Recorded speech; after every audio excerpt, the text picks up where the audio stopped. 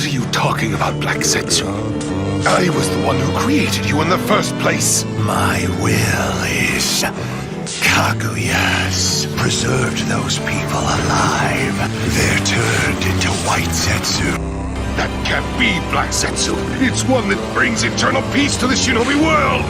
My dear Madara, it's a jutsu to gather enormous amounts of chakra from its captives.